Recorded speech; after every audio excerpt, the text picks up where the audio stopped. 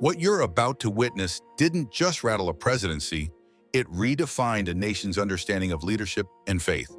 But the most shocking part isn't what Chilean President Gabriel Boric said to the man known as the voice of the voiceless. It's what Gonzalo Pérez whispered back that made the young progressive leader collapse on national television and sent seismic waves through every corner of Latin America.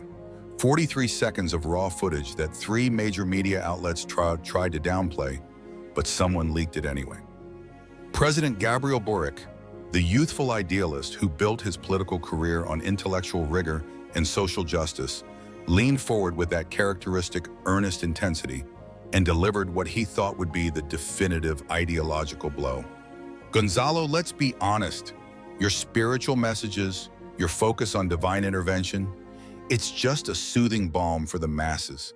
Don't you think it's time to stop misleading our people and admit this is all just a comforting illusion, diverting attention from the real material struggles we face? The nation held its breath, but Gonzalo Pérez didn't defend himself. He didn't argue. Instead, he did something that no one in that presidential hall was prepared for. He smiled with the kind of peace that only comes from knowing something the rest of the world doesn't. And then he said 7 words that would haunt Boric for the rest of his term. 7 words that made him realize he had just challenged the wrong man on the wrong day. 7 words that turned a political interview into the most watched spiritual reckoning in Chilean history. The cameras kept rolling, but what happened next was so powerful, so devastating, so absolutely shocking that by the time the broadcast ended, Gabriel Boric was no longer the same person who had walked onto that stage. And neither was anyone who witnessed what unfolded. This isn't just the story of a political debate gone wrong. This is the story of how one man's unshakable faith exposed the emptiness of an entire ideological framework. And it all started 3 days earlier in a modest community center in La Pintana, a place where miracles are born from the ashes of broken dreams. 3 days before Boric's world crumbled, Gonzalo Pérez was kneeling on the worn linoleum floor of his small office at 4:47 a.m., praying the same prayer he'd whispered every morning since he was 8 years old. But this wasn't the office of a national celebrity. The walls were bare except for a hand-painted icon of the Virgin Mary, gifted by a family he'd helped, and a faded photograph of his grandmother who had died believing her grandson would never find true peace. The office smelled of strong coffee and old books, well thumbed by countless visitors.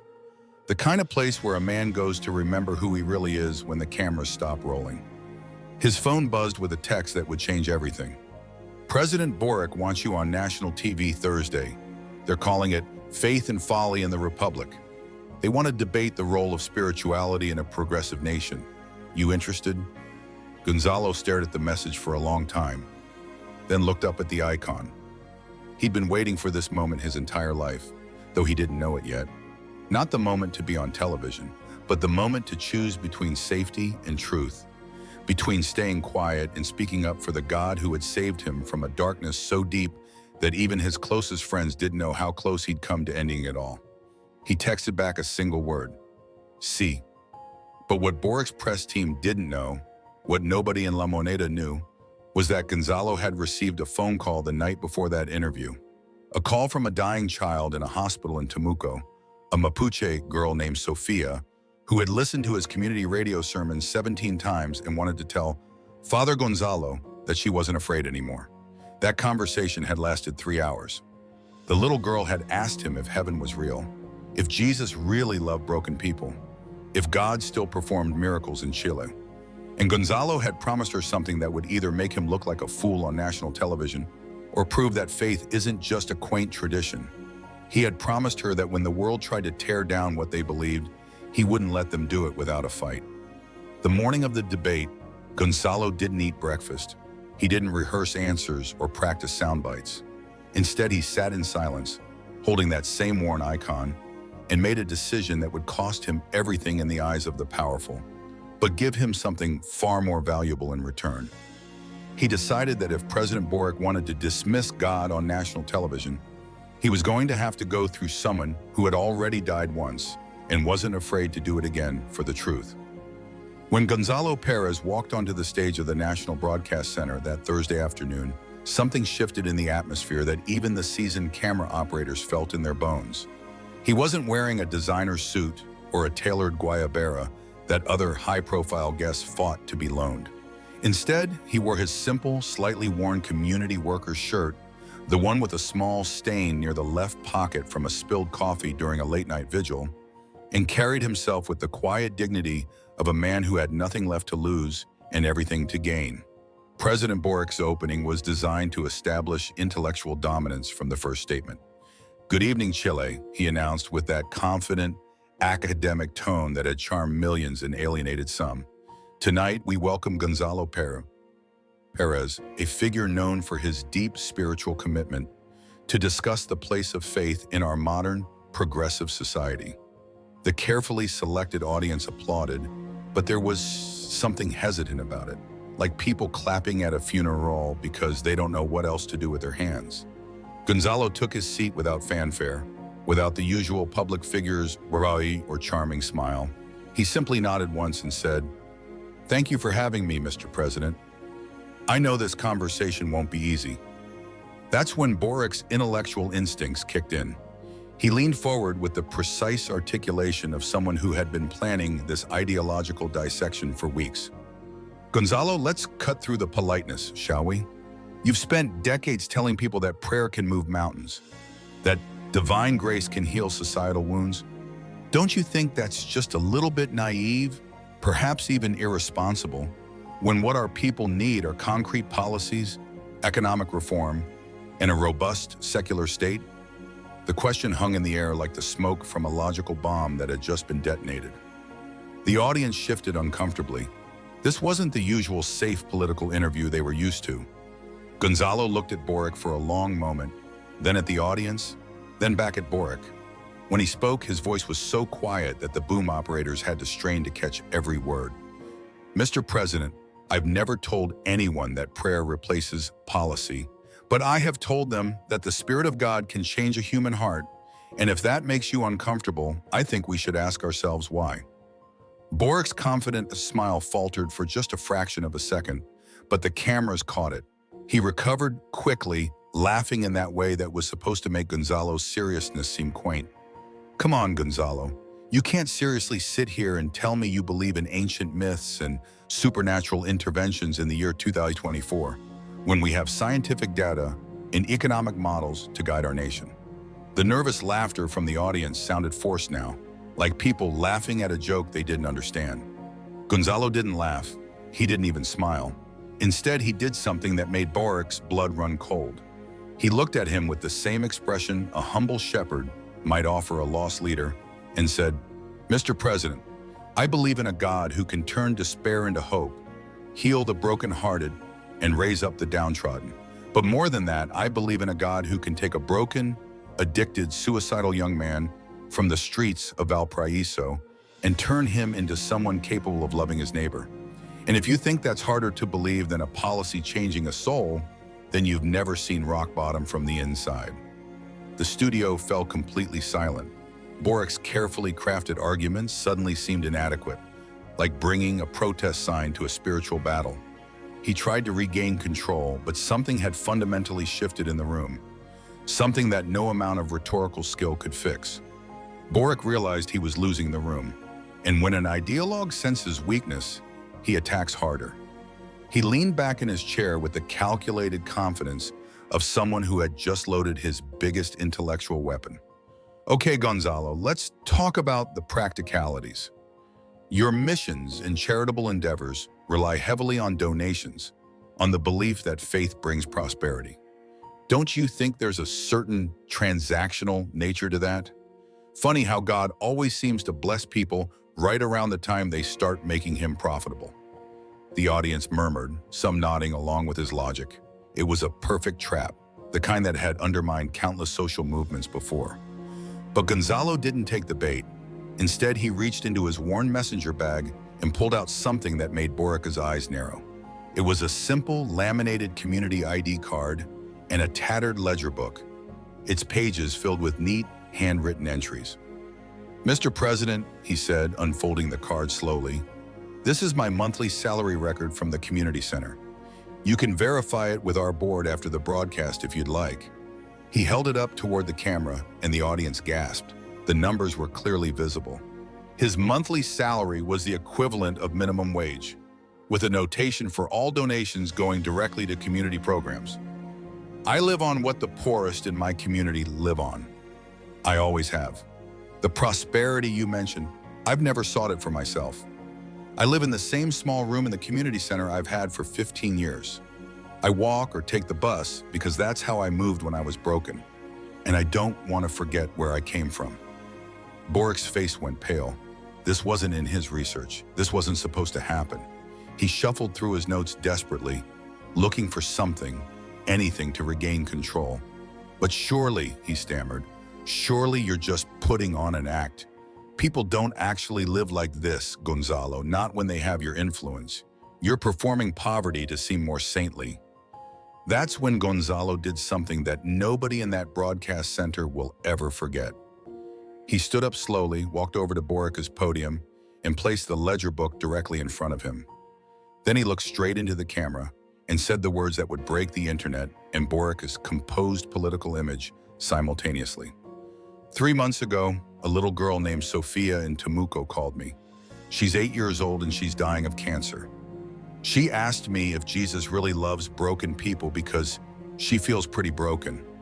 I told her yes, and I promised her something. His voice grew stronger, more certain.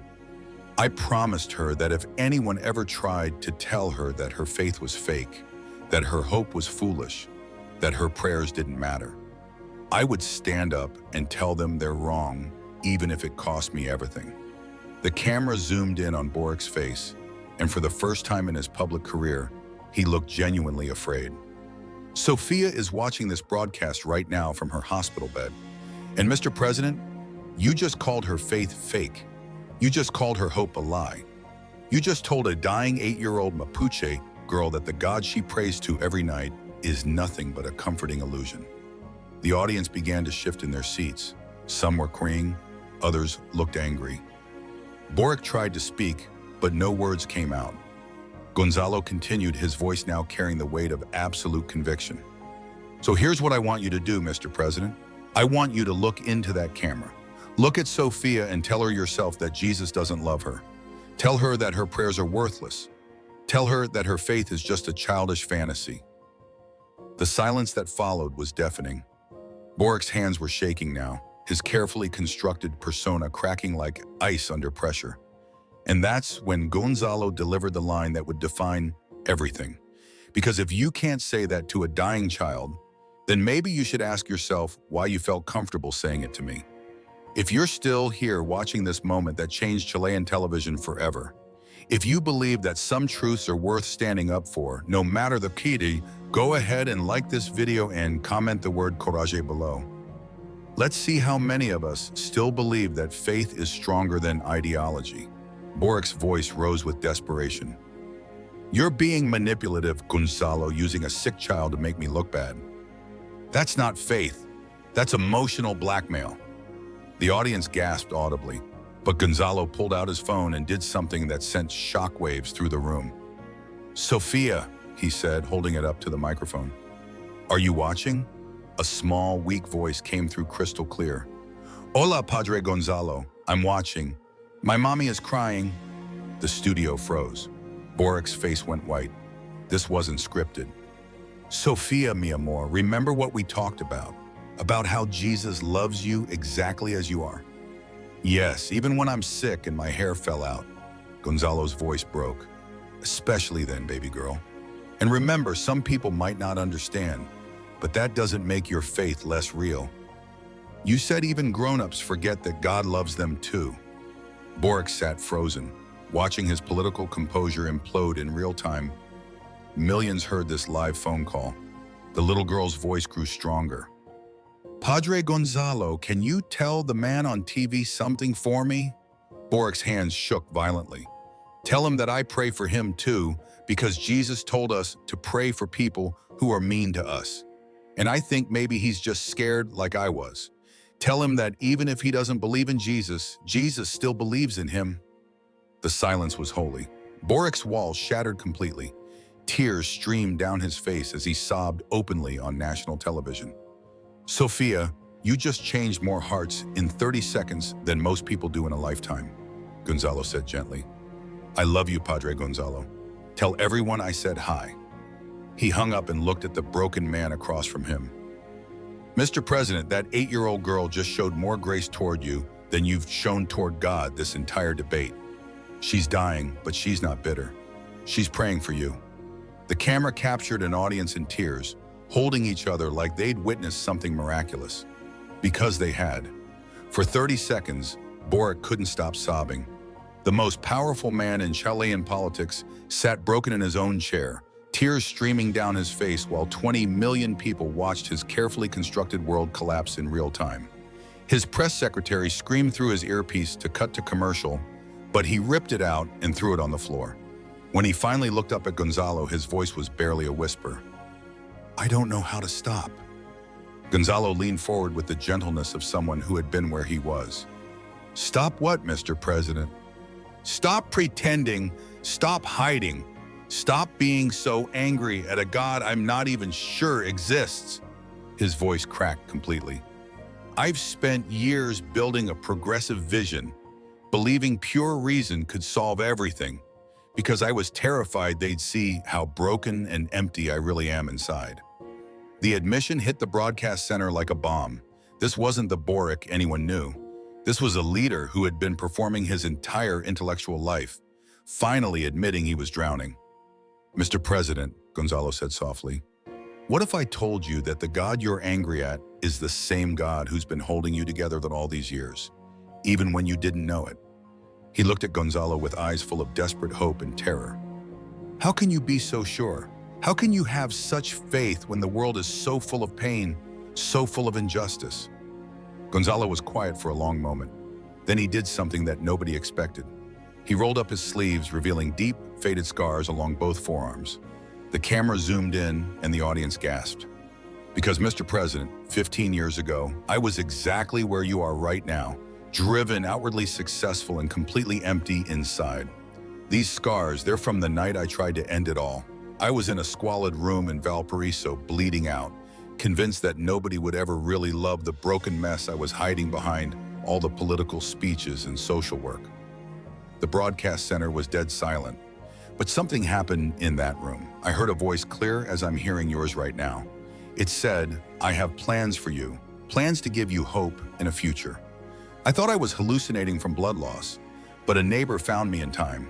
And when I woke up in the hospital, there was a Bible on my nightstand that nobody could explain. Boric's sobbing had stopped. He was listening with the intensity of someone hearing their own life story told by a stranger. I opened it to a random page, and the first words I read were, "Come unto me, all you who are weary and heavy laden, and I will give you rest." Mr. President, I had been weary my entire life, and in that moment, I knew I wasn't alone anymore. He looked directly into Boric's eyes. "The same God who saved me in that room is sitting here with us right now, waiting for you to stop running." Boric's voice was barely audible. "What if I'm too broken? What if I've done too much damage?" Gonzalo smiled through his own tears. "Mr. President, the God I serve specializes in taking broken things and making them beautiful. He took a suicidal young man and let him serve the poorest of Chile. What do you think he could do with a leader who wants to make an entire nation smile?" The silence that followed wasn't empty. It was full of possibility, of redemption, of a hope that neither of them had dared to believe in just an hour ago. And then Gabriel Boric did something that broke the internet and changed Chilean leadership forever. He stood up, walked around his podium, and knelt down beside Gonzalo's chair. On national television in front of 20 million people, President Gabriel Boric asked the question that would define the rest of his presidency. "Will you teach me how to pray?" What happened next was the most watched moment in Chilean television history. Gonzalo reached down, took Boric's hands, and began to pray. Not polished political rhetoric, but the broken, honest plea of one wounded soul helping another find home. "God," he whispered, "Gabriel is here. He's tired of hiding, tired of pretending. Would you show him what you showed me? That he's loved exactly as he is, even with all his doubts." Boric's sobs echoed through the silent broadcast center as 20 million people witnessed raw, unfiltered faith in action. When the prayer ended, Boric stayed on his knees, looking up with the wonder of someone seeing color for the first time. "I felt something," he whispered. "I actually felt something." The broadcast ended without fanfare, without a concluding statement, just President Boric sitting on the studio floor holding Gonzalo's hand like a lifeline.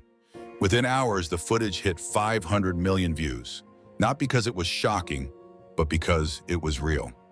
3 days later, President Boric addressed the nation in a different tone. "I've